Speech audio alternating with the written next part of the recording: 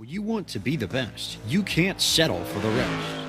There's a reason that McConey Setup Shop is trusted by more virtual and real-world tracks and companies than any other setup shop in iRacing. With partners such as Stafford Motor Speedway, the Nashville Fairgrounds Speedway, Five Flag Speedway, Speed 51, and more. When you want something done right, you go to the experts at McConey Setup Shop. With setups available for most series on both asphalt and dirt, built by a team of professional builders consisting of some of the top talents on the service, McConey Setup Shop LLC has what you need to hit the track with confidence. Head over to McConeySetupShop.com and learn why McConey Setup Shop is the official setup shop of Richmond Raceway Esports and is partnered with some of the largest names in virtual and real racing. And remember, at McConey Setup Shop, there are setups, but your victories. If there's one thing every car guy hates, it's cleaning the garage. Do you want to take most of the time and hassle out of that job? Then call Zone Garage of Eastern Pennsylvania and New Jersey. Agnes and her crew will have your garage, shop, basement, or even your porch looking great all the time. With unique patterns and designs, plus the ability to incorporate your logo or any artwork, your space will never have looked better. Installation is done in 1 day, guaranteed, and Zone Garage offers a 20-year warranty on the top coat. Their coatings are durable, anti-slipped, and impact resistant. Give them a call at 570-856-6067.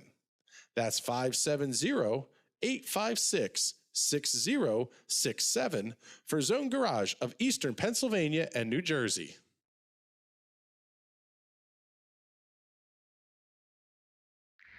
I'm Ryan Newman, and since I started with Indiana Donor Network and Driven to Save Lives, I found out that some people think that they can't be an organ donor. The truth is, anyone can sign up to be an organ donor. Anyone? Anyone? Are you sure? Yeah, I'm sure. Anyone can sign up to be an organ donor. So don't count yourself out because somebody's counting on you. Go to driventosavelives.org and sign up today. But my heart's going to you, Ryan. Love that shirt. This Independence Day weekend, kick your party off with a bang. DeWeather Center presents the first annual DeWeather Cares Charity Softball Classic presented by the National Racing Network. The Palmerton Boobies, DeWeather Center Bluecocks, Blue Mountain I-95ers, Pocono Front Platers, Schuylkill County Crackers, Reading Nurses, Catasauqua Blue Tits, and Beltsville Lake Monsters will take the field in Emerald. Find out more on Facebook at DeWeather Center. DeWeather Center, offensively accurate. When you want to be the best, you can't settle for the rest. There's a reason that McConey Setup Shop is trusted by more virtual and real-world tracks and companies than any other setup shop in iRacing. With partners such as Stafford Motor Speedway, the Nashville Fairgrounds Speedway, Five Flag Speedway, Speed 51, and more. When you want something done right, you go to the experts at McConey Setup Shop. With setups available for most series on both asphalt and dirt, built by a team of professional builders consisting of some of the top talents on the service, McConey Setup Shop LLC has what you need to hit the track with confidence. Head over to McConeySetupShop.com and learn why McConey Setup Shop is the official setup shop of Richmond Raceway Esports and is partnered with some of the largest names in virtual and real racing. And remember, at McConey Setup Shop, there are setups, but your victories. If there's one thing every car guy hates, it's cleaning the garage. Do you want to take most of the time and hassle out of that job? Then call Zone Garage of Eastern Pennsylvania and New Jersey. Agnes and her crew will have your garage, shop, basement, or even your porch looking great all the time. With unique patterns and designs, plus the ability to incorporate your logo or any artwork, your space will never have looked better. Installation is done in 1 day, guaranteed, and Zone Garage offers a 20-year warranty on the top coat. Their coatings are durable, anti-slipped, and impact resistant. Give them a call at 570-856-6067. That's 570-856-6067 for Zone Garage of Eastern Pennsylvania and New Jersey.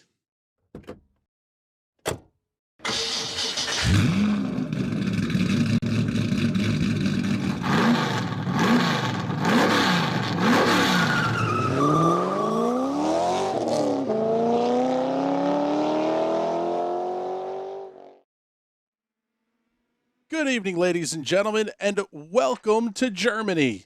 Tonight, the PM18s of the Indy Pro 2000 series will be taking on the Nurburgring Nordschleife. My name is Chris Graham with the National Racing Network, and it is a pleasure to have you joining us here as a huge night of racing is coming up, and we mean that in more ways than one. Everything, quite frankly, is bigger at the Nordschleife, including the broadcast team.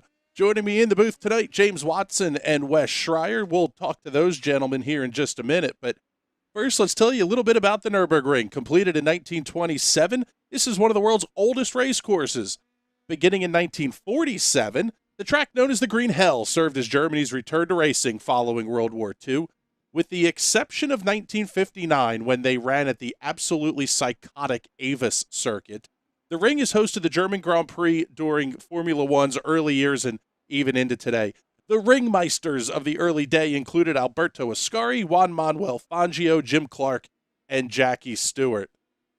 Tonight, however, it's going to be the PM18s of the Indy Pro 2000 series that will take to the racetrack. They are currently working their practice session now, and qualifications have actually already happened for this one, which is a little bit of a change for how the series typically runs here. The Nordschleife seats 120,000 people. It's a mainly asphalt surface. A couple of the carousels paved in concrete, 22.8 kilometers, 14.17 miles. And as we mentioned, this racetrack held its first event back in 1927.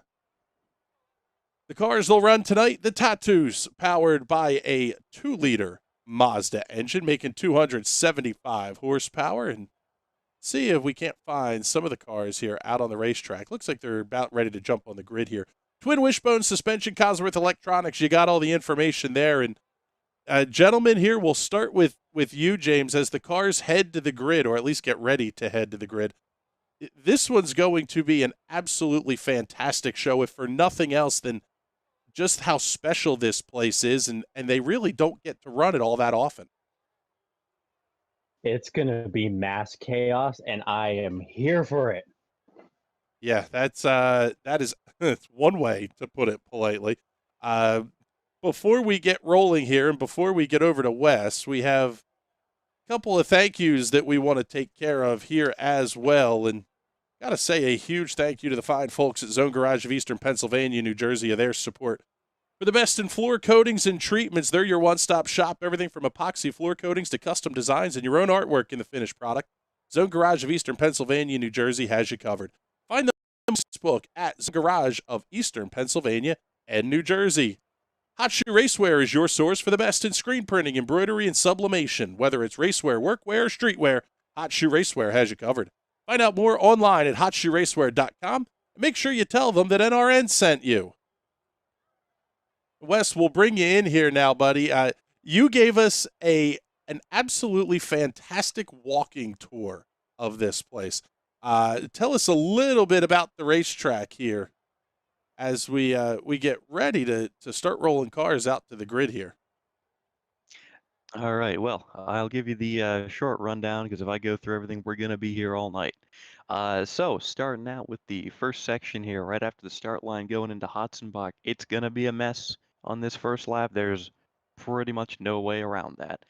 Going to make our way down through into the first jump Flugplatz. I expect to see cars lifting and hopefully not crashing as they try to avoid their flights then onto the long straight down through Schradenkreuz into Arenberg for the first real passing zone. Heading further along onto the lap, we get to the second passing zone, potentially down into Kallenhart, and it looks like we're actually already going green here. Yep, I was going to say, I'm having a bit of a tech issue here on my end, so you guys handle the play-by-play, and we'll get everything fired back up here. All right. Well, for now, surprisingly, we're actually pretty cleanly through this first section, through into Hohenreich here. Yep, all the wheels are connected onto the cars, which is cool and surprising, but entertaining nonetheless. One of those, I think that's kind of the thing you worry about early on with this, guys, is you're kind of stuck in this mentality of it's only 5 laps, but at the same time, these laps are so long that you have to balance your aggression early on. Oh, and we already got a car in the wall. Rip. Just scrolling through here, try and find that. I got a. Who was that? Where was that? It's the number 4 of Mitch Green. Oh, no. Oh, yeah. Nope. Back to the pits. We will not be seeing him again. Yeah, that's a little bit of a surprise to hear that Mitch Green had an issue there. He's been towards the top of the charts in points throughout the season here. And I guess maybe you guys can answer this question for me here, guys. Are we talking about a situation where I believe you get a drop week in your 12-week seasons here? Is this just one of those where you're just kind of saying, I'll take what I can get out of this and hope for the best? As I said earlier, there's 2 kinds of drivers, those who only run the Nürburgring and those who avoid it. Hi, I'm one of the drivers who avoid it. I was going to say, I made about a third of a lap here in a PM18 and decided that was going to kind of be the end of my experiences at the Nürburgring. So what do we have going on here? Who's out at the front of the field right now? Big wreck 12 and the trying to see, looks like the 5. Man, huge wreck. Yep, looking at James Jolly and Andrew Barry here. Oh, that's a shame. Andrew was really looking for a good result. I know his Iowa week wasn't quite what he was hoping to be. Yep, coming down into into Metzgarden. That looks absolutely like netcode there. Yeah, they were 3 feet away. Yeah, That is a shame. Yeah, it's not very surprising. The server is working overtime trying to deal with all this track and all these cars. Yeah, that's even the challenge here. The viewers are seeing the "we'll be right back" screen. We're working through getting iRacing reloaded. This is the most demanding track that iRacing has, not just for the drivers, but even just in terms of workload on the computers. You almost have to have a fairly top-of-the-line spec machine to get any real detail out of this place. Oh, so we're radio broadcast now. That's perfect. I've always been told I have a face for radio. Yes. Anyways, hey, same here. So for the time being, there we go. Severicep is back. He either blinked out or I lost connection. Looks as though he is blinking out again, and he's back again. Just trying to figure out if it would stay connected for more than 2 seconds here. I would actually let you know where he is. It's looks like he's on the run up Kesselchen to Molt Curve. Should be just about flat out. He seems to have a pretty large gap on next driver, around about second and a half. Yeah, and that's one of those that I would say it has to be pretty frustrating to the drivers around them when you're encountering these issues of people that are getting in and out, at least in terms of visibility to you. You're doing a hard enough job as it is here. As we hopefully come back here, we'll pick up Severicep here, at least if we can. Yeah, it's already a pain in the hindquarters trying to keep your focus on this ever-changing track with such a little tiny margin for error. When you have cars blinking in front of you and that added unpredictability, it makes an already stressful night that much more stressful. Yeah, I would imagine so. It's stressful on our end here for sure. And now we have our timing and scoring information up here. So it's every Seppa, your race leader over Everett Paddock, Diego Gagari running in third, Michael DeTurk, Antonio Alvarez, your top five. And guys, these are a lot of names I'm seeing on this list that we're maybe not accustomed to seeing here, even on our Thursday night PM 18 broadcasts.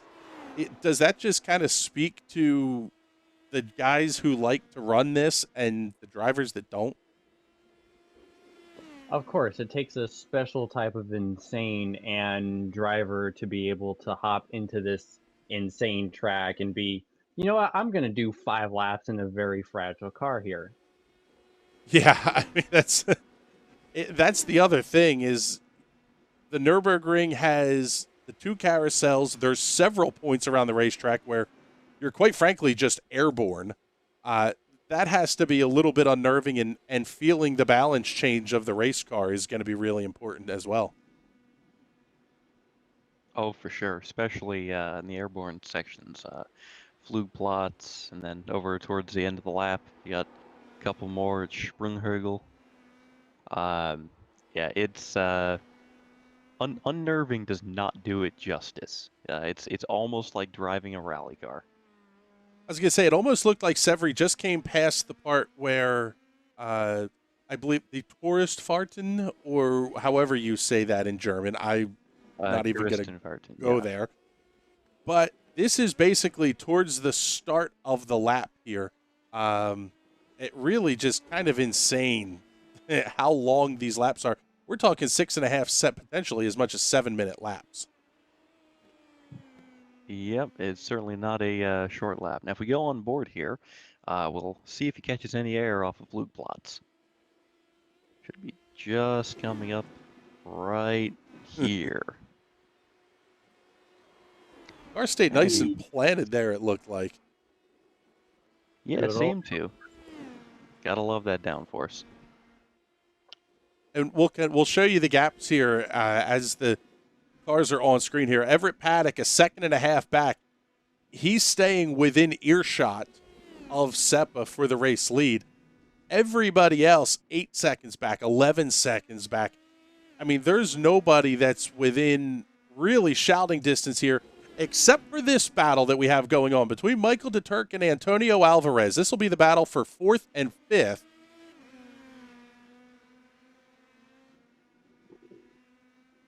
Really impressive to see how these guys are able to, how tight you're able to run around this racetrack. It's not very wide. We also have the 10 of Simon Fell and the 8 of William Ferreira side by side going through parts of this track. Yeah, we'll pick that battle up here as well. That's just back behind the battle that we had there. And Jason Paydu also in a pretty tight one here as we head up the racetrack just a little bit. This really is a battle for kind of like 8th on back to about 12th, and just absolutely no room for error here. Pretty incredible to watch these drivers. It's incredibly impressive seeing how close they're able to follow each other, especially with it getting in the way of what little sight lines you have around this place. For sure. And just to illustrate how hard it is here, Alvarez losing heaps of time on driver ahead through miss, hit, miss. Nice clean pass there to the inside. That was William Ferreira coming around Jason Paydu. Almost like the discretion, the better part of valor here in some of this. But yeah, Ferreira is absolutely flying now. He's making up a ton of time on Marcelo Olindo.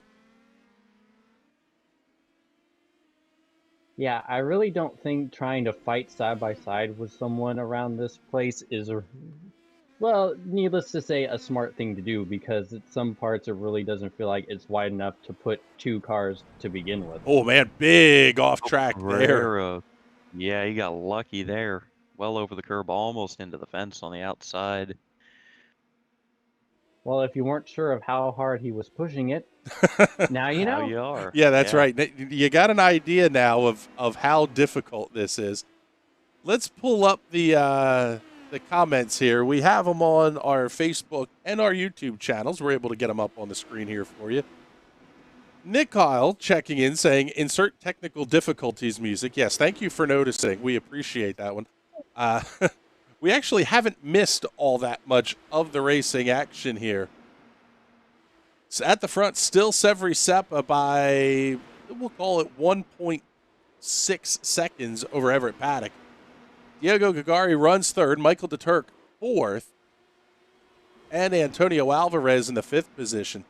We'll kind of stay back here with these battles. This is the tightest racing that we have throughout the field here. Jason Paydu just back behind Ferreira has Robert Abrams and Simon Fell all over his back wing. Seeing Andrew Berry checking in on the Discord saying, finally got a good start, was taken out halfway through lap 1 by Netcode. That has to be just incredibly frustrating. I mean, we had 22 cars that took the initial green flag, only 15 of which are still running on the racetrack right now. Mitchell Ian Green, Andrew Berry, Jeremy Littleton, Aaron Stillwell, Rand Kilstein, James Jolly, and Varun Patel all out of the race.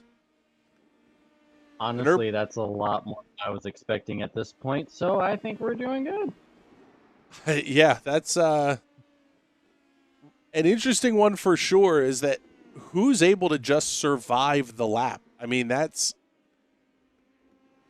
part of the strategy. It's almost like you'll see it in some of the lower level series where the guy just says, hey, I'm going to start from pit lane.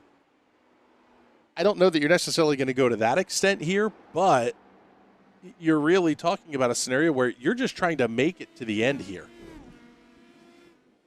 Yeah, definitely survival of the fittest. Because just keeping it on the track is so difficult in and of itself that just putting around, keeping it on the black stuff, you should come out with the top 10 or some sort of iRating gaining position. Yeah, taking a look here back further towards the front of the field, Diego Gagari running in the third position. He has Michael DeTurk about a half second back here, and Antonio Alvarez is right there to join the party as well. So definitely having some early comers and goers here in this one for sure. Really like DeTurk's nice Jag livery on that car. Very nice. Yep, that one's Trading Paints is still doing the update here and getting all of the paint schemes downloaded. And speaking of DeTurk, going left on Gagari into the last few corners here, and he's got him. Oh, wow, what a fantastic beautiful pass. Man, it just takes so much mental strength just to be able to go through that set of corners full speed, carrying so much speed off the long straightaway. The fact that he was able to set up a pass and execute it so cleanly, that is just an unbelievable move. Finally have the good look at that Jaguar paint scheme on the number 3 machine. And I tell you what, guys, it's almost like you have to set the passes up corners in advance here is what it feels like. Not necessarily, unless you're going to make the dive bomb on corner entry, it's more about just maximizing the corner exit speed everywhere you go. Certainly seems that way. Yeah, I definitely think as far as it's really good to be able to practice this track, because just being able to memorize what corner comes next, it's a huge advantage, because how many people are really going to be able to keep track of all these different corners that you're going through? I know now I can't. However, Alvarez here, possibly looking for a move. Actually, they're all three of them here going for a move. Alvarez falling back as Gagari gets a little checked up, and Alvarez inside and around Gagari. Coming through Armberg, down through compression. This is one of those parts of the track as these guys come through here now. I can't picture running this in a Lotus 49 or some of the cars that guys like Jim Clark and Graham Hill and Jackie Stewart were initially running in. We have a little Ooh. re-entry here. That was interesting. Well, that was terrifying. Yeah, I was Aaron gonna say Stillwell. that was more than interesting. That was bordering on Code Brown. Yeah. Hell, it was Code Brown for us, and we just barely saw it. And we're just Actually, watching, guys, gotta pull back up here a little bit. Pull up the Hot Shoe Racewear instant replay. Trouble on the racetrack for second place running Everett Paddock. He was one of the cars involved back there, trying to get around one of the lap machines. Heavy contact into the back end. Paddock goes around. Oh, and then he got beached on the curbs. What a tough break for Everett Paddock. He has to take the tow back into the pits. That's now turned this into a second-place battle with Michael DeTurk and Antonio Alvarez. Wow, that is unbelievably gutting for Paddock. You talk about just racing this track to survive. That right there. Yeah, it was one of those where trying to get around the lap traffic was proving a little bit difficult, but one of the issues or one of the benefits to the racetrack being as long as it is, you at least there's time to make that move. There's plenty of straightaway space. If you're faster than somebody, you're going to get around them. You just have to kind of sit back and let it breathe a little bit. Yeah, because it's hard for the lap cars because there's really nowhere for you to move over. You'd like to just kind of park it off to the side and say, go, goodbye, but you don't really have that luxury. You can't really put your car out of the way. There is no out of the way. Yeah, and for as many turns as this track has, a lot of them are flat out. So you really are just dealing with a ton of straights into brake zones. They're just very squiggly straights. At one point, Wes, you were talking earlier about potentially almost 2 miles of full throttle time. That's bordering on Mulsanne straight lengths of speed development. Yep, in these cars, the Duttinger should be full throttle the entire way, all the way to where you saw that beautiful pass into Hohenrhein. Really even Kittelbacher Hoa, Flugplatz, Cottenburn, Schwedenkreuz into Armberg is all just one big fast straight despite what it looks like. Even Bergwerk all the way to Steilstrecke. Again, there's 5 or 6 curves in there. They're all flat out.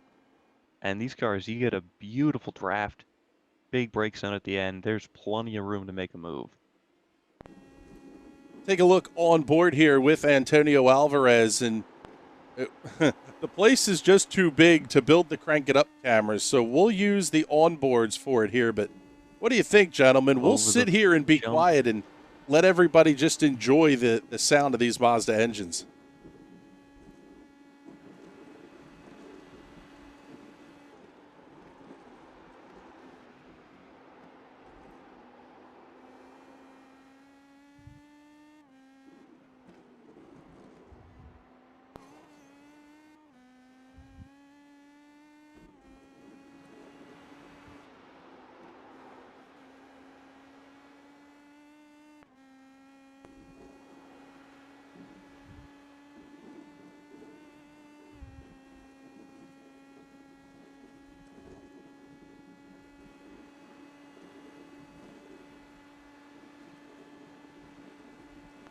DeTurk playing a game of draft snake down the Duttinger.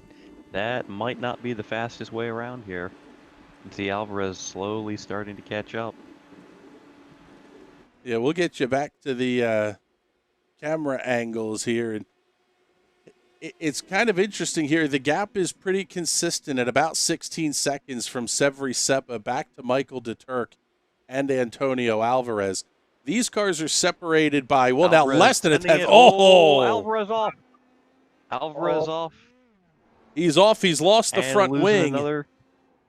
And luckily for him, he is right at pit end. So he That won't have to tow. He's going to drive this one back. But he just yeah. got in too deep into Hohenrain, locked up, tried to avoid the Turk. I don't think they made contact, but No, but that was close.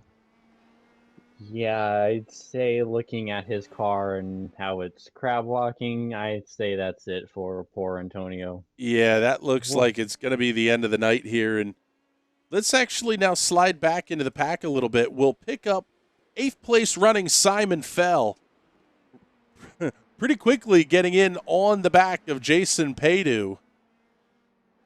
This will be the battle for the 7th position. Just absolutely incredible how long it takes to get around this place. 6.5-minute laps, 100+ corners, and you guys are both very experienced with the PM18 car, and I'll say this. How is it to drive a racetrack that maybe you don't know every corner, but it's so rhythm dependent? You have to have the corner exit speeds up.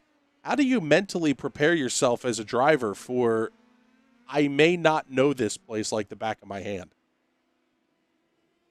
Well, it really just leads itself to practice, running as many laps as you can.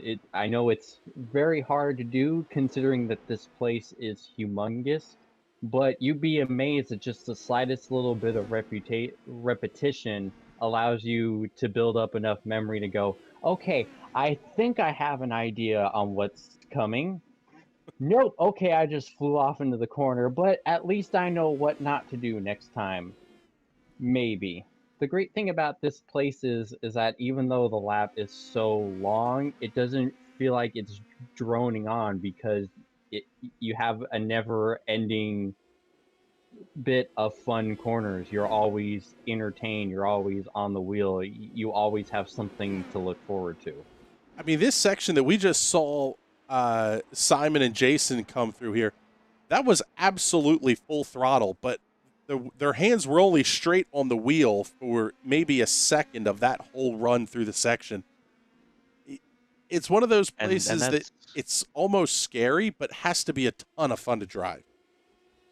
Yeah, and that's sort of what I was saying earlier about so much of the track being actually a lot faster and a lot straighter than it looks, particularly in these downforce cars. Through the first sector, really the first 2/3 of the lap, you're only having to brake, 1, 2, 3, 4, 5, 6 or 7 times. The rest of it is just flat out, and it's as weird as it is to say, not as hard as it looks, at least on paper. I'm not going to say it's easy, because it's not, but it's really that third sector after the carousel, and then all the way to the Clinus carousel, where it all kind of looks the same, and there's a lot more blind corners a whole lot closer together. That's where things really get tricky. It's certainly the most technical part of the lap, but it's also, because of all those corners, the best place to gain or lose time on your rivals. Yeah, the whole downhill section is just some of the most fun you can have in all of racing, because it's just corner after corner, and you're just going down at such an insane rate of speed no matter what you're driving. It's just an unbelievable blast. Seeing our race leader, Severi Seppa, has now completed about 2/3 of his 4th lap. So we'll pick him up as we get down towards the white flag here. The gaps are measured in, we're used to calling races in this Indy Pro 2000 series where the gaps are measured in inches or feet, not seconds or potentially even minutes. But that's currently where we're sitting right now. Aaron Stillwell is 6 minutes and 18 seconds behind your race leader, and yet still on the lead lap. So we'll pick up Severi Seppa here. We'll pick him up for the last 1 1/4 laps of his run. It's one thing to be dominant in a race. Now, obviously, Everett Paddock had his issues that took him out, and a couple of other good cars were out early, too, with Mitch Green and Andrew Berry. But this is about as dominant as you can get. I would not have expected a nearly 20-second win for Severi Seppa, and he still has a whole lap to go yet. Well, this is perfect for him because now he can just kind of cruise. He doesn't have to worry about any pressure from behind. He really doesn't have to worry about barreling into all these ridiculously fast corners as hard as he can. He can just take it easy and focus on keeping the car on the track. But the thing you have to factor in there is we're watching him. Do we, the two new commentators here, have the commentator's curse yet? There's a whole lap and a bit left to play out, and this is not an easy place. Yeah, I was gonna say that's the fun part here is you don't ever actively cheer for the commentator's curse. Actually, I think I did once. I have done that once in the last couple of weeks. But yeah, you guys, you'll be the ones to blame here if there's an issue that befalls Severi Seppa. I didn't say nothing. You can't pin that on me. I'm more than happy to take the blame for anything that may or may not happen. White flag is out. One more lap, about 6.5 minutes to get around the green hell here for Severi Seppa, and he's going to pick up another win. We'll show you the point standings here after the race, what the points were going into the night. This is a series that is pretty well dominated, at least on the official side, by a lot of the European drivers, it seems like. Not a lot of names that we recognize. We are the second Strength of Field broadcast of the week. There's another window where, again, the fields are very, very strong. But this one was pretty darn good tonight. 2 splits with 22 drivers each. That's impressive, considering that what we're dealing with this week. And to think it would be even bigger if I wasn't a scaredy cat. Well, coming up in just a few weeks here, if I remember correctly, you'll be joining me in the car here for the nice 24 hours of Nurburgring. Oh, yeah. Yeah. This place at night sounds absolutely terrifying. Oh, it sounds terrifying, and I'm going to enjoy every minute of it. Yeah, and I say we'll kind of give the viewers here the what else is coming up this week on the National Racing Network. Next Wednesday night, 7 days, well, I guess 6 days from now, the Aero Info Vintage Indy, which will have 5 classes of cars circulating the Indianapolis Motor Speedway Oval at the same time. The Sprint Car, which is a power-to-weight ratio that rivals a modern F1 car. The Lotus 49, which is a bomb on wheels and barely controllable. The Lotus 79 with close to 1,000 horsepower. The IRO 5 and the DW12. So everything from the 60s to almost modern day.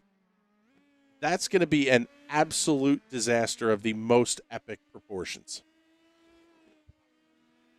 Expect a sprint car to get punted across the track, either by one of the Indy cars or by one of us sprint cars falling victim to the death wobble.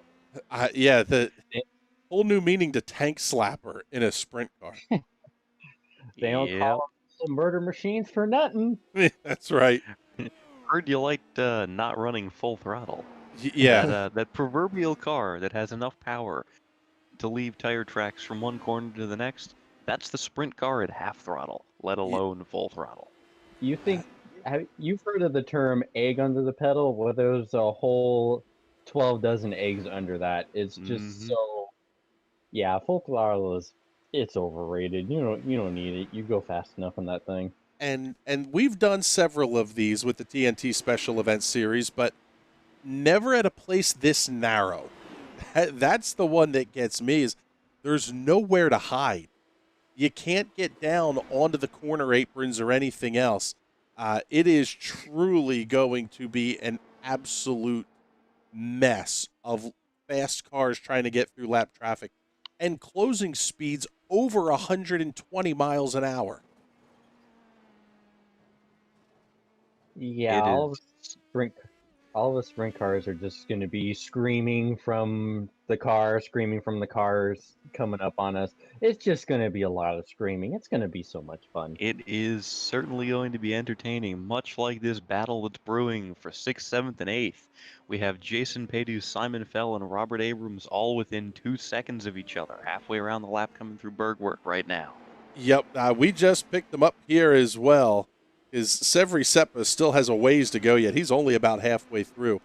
Paydu able to gap him out by, we'll call it about 8 car lengths over Fell and Abrams. Abrams is going to have to make the move soon if he wants to get that position. And he's going now. Side by side coming through Kesselshine. Yeah, Simon's not giving it to him. He's going to have to concede soon, or we're going to lose 2 more from this race. And there we go, pass made. Robert Abrams to 7th.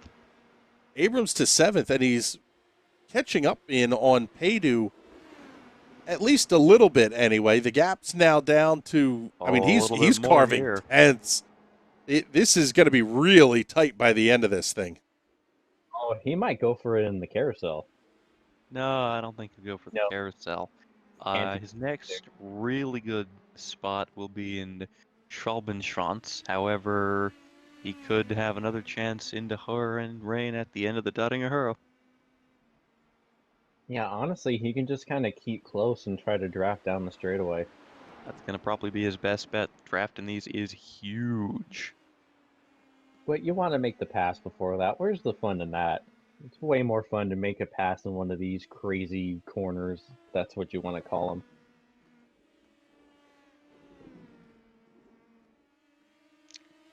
If you have a chance to go full send, you always go full send here.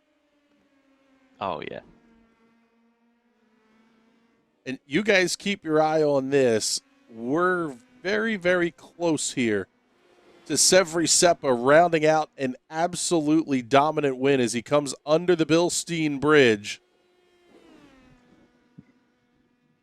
He will wrap up win number 3, I believe, in the TNT or the Indy Pro 2000 broadcasts here on the National Racing Network. Out of the final couple of corners, checkered flag is in the air, and Severi Seppa picks up the win. And now let's go back and pick up this battle between Jason Paydu and Robert Abrams.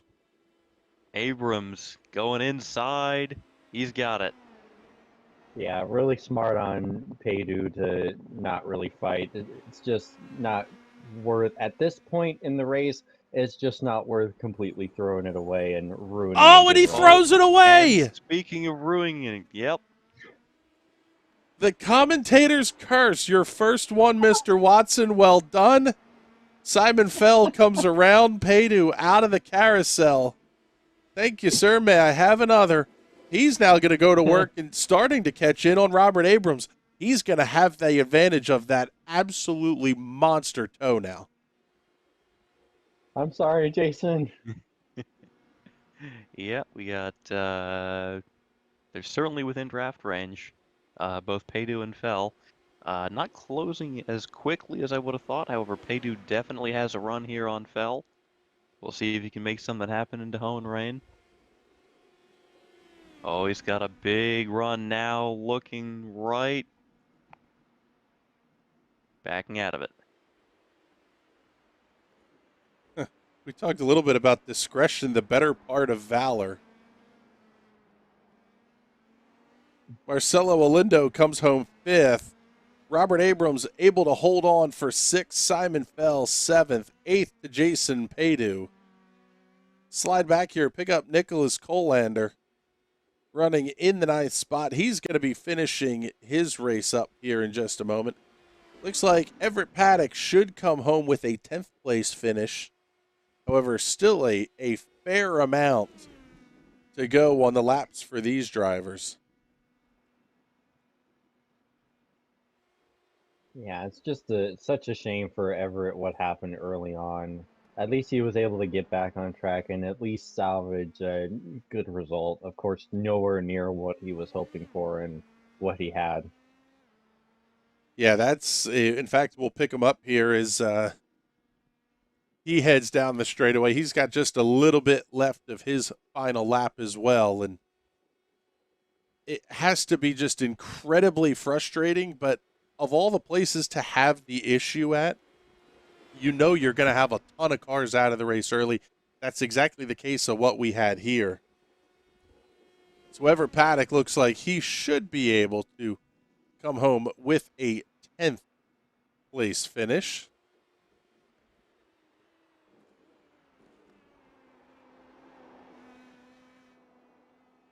Yep, and Paddock around the final bend, across the line, and that's it. He secures 10th. So looks like Ronald Becker's the last car on the racetrack here, and he's going to be coming up right into this final corner as well here in just a second. And that should wrap up everybody. He's missing something.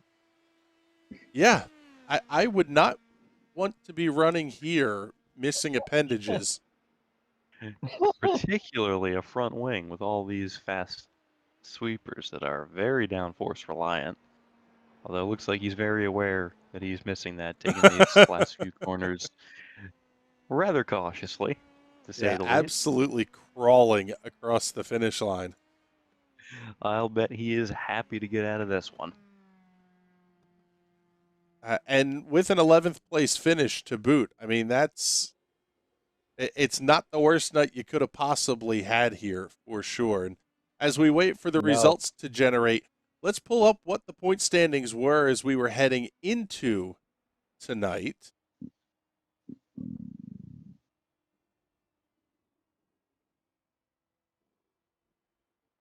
And Medema, out of the Benelux, is the current Indy Pro 2000 points leader at 673 points. Everett Paddock, second in points going into this race at 573. Severi Seppa at 544. That is absolutely going to flip second and third in points tonight, just based on the strength of field for this one. Christoph Herbino in fourth out of Benelux. Iberia's Fidel Fernandez, your fifth place driver in the point standings. And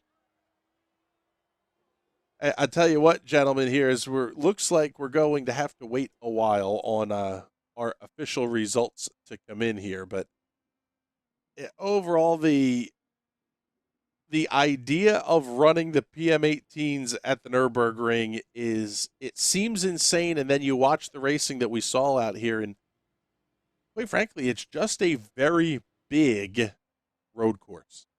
At the end of the day, it still boils down to having talent, being patient, and executing the moves at the right time. You think that's insane? Look at William Ferreira trying to finish the race. He's still going. Wow, the toe on his left front is so bad, I can read the inside of his wheel perfectly, and he still finished. That's some commitment. Yeah. That's impressive. And actually, with him crossing the finish line, and he very quickly gets out of the race car, we can give you our official results. Severi Seppa, your race winner by 23.486 seconds over Michael de Turk. Diego Gugliari in third, Michael Reiskamp fourth, and Marcelo Olindo rounds out your top five. Robert Abrams, Simon Fell, Jason Padu, Nicholas Colender, and Everett Paddock, your top 10. And then, as you see there, several drivers having issues here. And I'll tell you what, gentlemen, for a first time in the booth here, you got thrown play-by-play about 6 seconds after the green flag started. Very nice job by both of you. It's been a pleasure to chat with you here, and look forward to hopefully getting both of you guys back in the booth soon. Yay! It was so much fun. If you want me back, I'll be back. I had a Well, I certainly enjoyed that, and unlike James, I did not get to strike anybody with the commentator's curse. That's So, right. I'll have to be back. Yep, I was going to say, Nicole came in and said, yeah, the commentator curse. So, not the only one that spotted it there, Mr. Watson. You got your first one under your belt. There will be plenty more of those to come. let's give you the rundown here of what we've got coming up here on the National Racing Network over the next couple of weeks, over the next week or so, I should say. Tomorrow night, live real-world racing from Jonestown, Pennsylvania, Lindis Speedway. 4 divisions of micro sprints coming up here on the debut of NRN Radio. That will be an audio play-by-play feed from the racetrack. And on Monday night, we're back for the Silver Crown Cup. That one has been a great run all season long. And got to say a huge thank you to the folks from McConey Setup Shop for coming on board for that one as well. Also, we have on Tuesday night, we'll be back with the Sprint Car Cup. We took a week off to cover the real world racing down at Bridgeport Speedway, but Sprint Cars will be back on Tuesday night. Then Wednesday night, the Aero Info Vintage Indy. I cannot wait to call that race. Actually, maybe we'll even try to give you a little bit of a taste of what's coming here on that one, but that one's going to be a blast for sure. And then Thursday night, we're right back here once again with the PM18s. Not going back to, I think we're at Gateway next week with the PM18s. So a little bit more close to home, at least in terms of what the racing and what we can expect. So pretty sure we won't see either of you guys here in the booth for that one. Hopefully not. Never. If things go south early in the Gateway race, maybe. But I think I might have found something. We'll see there.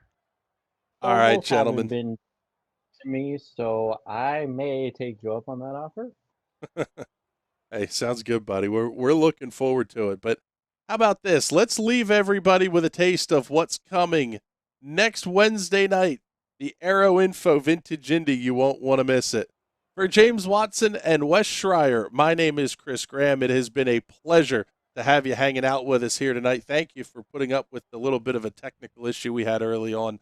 We will talk to you soon. Have a great night, everybody.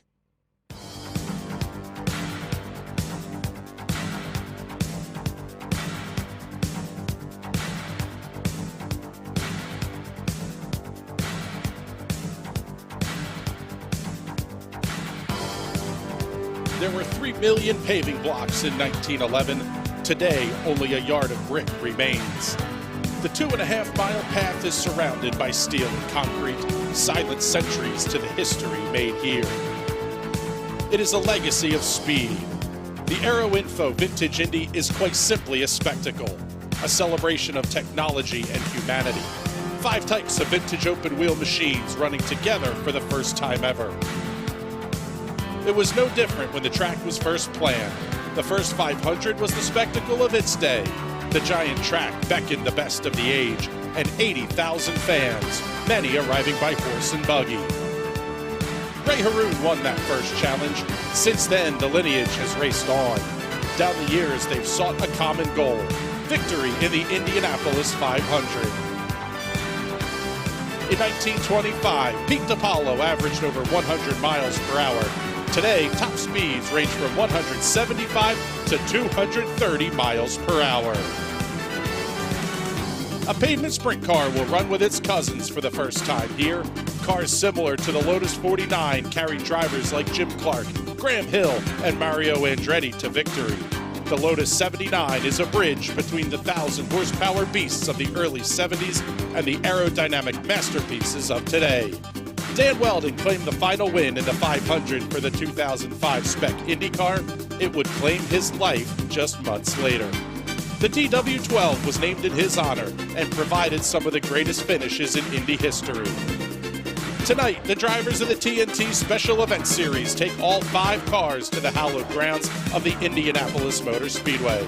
And every competitor knows the risks involved. Danger has always been a passenger. Like the track and the speed, it is always a constant. Ever present, it too is part of the lure. Without that risk, the men are just ordinary. In the blink of an eye, a skilled drive turns into disaster. Now the heroes of this age wait. They weigh the odds, consider the risks, and they pray that today the dream will be theirs. As much changes over 100 years, much stays the same. Skilled hands still lovingly caress and coax the ultimate performance. A frosty bottle of milk awaits today's winner. That and so much more. The Yard of Bricks have witnessed the high-speed passage of history. In just a few hours, 500 miles from now, a new story will have been written. A new tradition begins tonight, and new names will sit atop the lineage of the greatest spectacle in racing. The Aero Info Vintage Indy is now.